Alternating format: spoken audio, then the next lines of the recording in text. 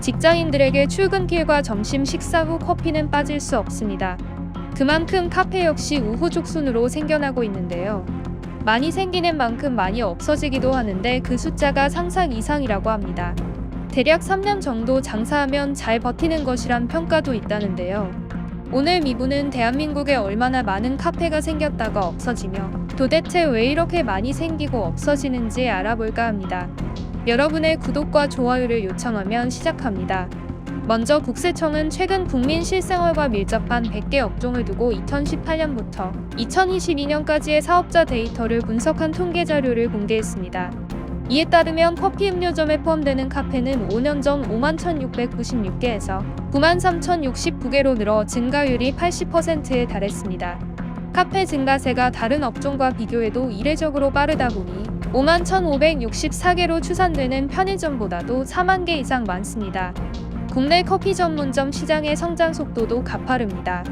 2007년만 해도 3억 달러 규모였던 한국의 커피 전문점 시장 규모는 2018년엔 43억 달러까지 늘어나 매출액 기준으로 미국과 중국에 이어 세계 3위를 기록했습니다.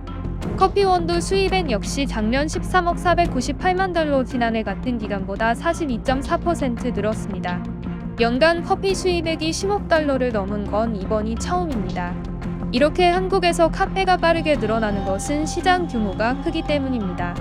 현대경제연구원에 따르면 한국 성인 1인당 커피 소비량은 연간 353잔으로 세계 평균 132잔보다 3배 많은 것으로 나타났습니다.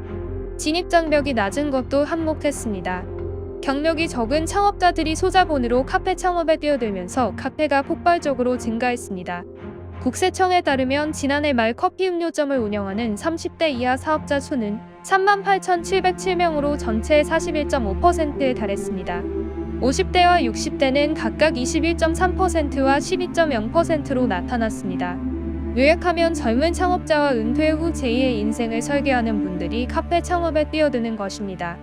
하지만 우후죽순으로 카페가 생기는 탓에 저가 경쟁이 벌어져 폐업 역시 비일비재합니다.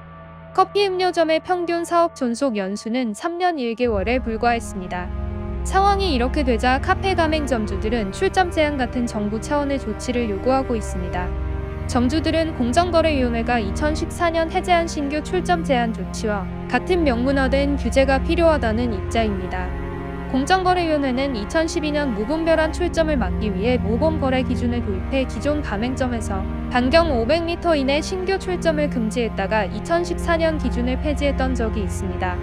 출점을 제한하니 직영으로 운영되는 스타벅스가 오히려 덕을 봤다는 지적이 나왔기 때문입니다. 어쩌면 이제는 카페가 많아져서 커피를 많이 마시는 건지 아니면 커피를 많이 마셔서 카페가 많아지는 건지도 모를 지경입니다. 이렇게 한국인이 커피를 많이 마시는 것에 대해 일각에서는 한국의 근로 환경과 경쟁이 다른 나라보다 심하고 도심에서 일하는 직장인 비중이 높아서라는 설명도 하고 있습니다. 중요한 건 앞으로도 커피 시장은 꾸준히 증가할 것이란 예측이 지배적이라는 겁니다. 커피는 일단 이용하기 시작하면 다른 상품으로 넘어가기 어려운 자물쇠 효과가 크기 때문입니다. 가격이 오르거나 소득이 줄어들어도 생활 패턴 안에 커피가 들어온 만큼 큰 변화가 있지는 않을 것이라는 게 전문가들의 의견입니다. 이제 생활에서 빠질 수 없는 존재가 되어버린 커피와 카페지만 우후죽순으로 생겼다 없어지는 문제에는 그만큼 더 대책이 필요하지 않을까 생각합니다. 커지는 커피 시장을 고려하면 앞으로도 이 문제는 계속해서 제기될 것으로 생각됩니다. 출범 제한 등 정부의 관여가 필요할 수도 있고 그저 시장 논리에 따라 두는 것이 원칙에 옳다는 의견이 나올 수도 있습니다. 중요한 건 사라지지 않을 문제이며 생각해볼 때가 되었다는 점입니다. 이상 오늘 미부 마치겠습니다. 감사합니다.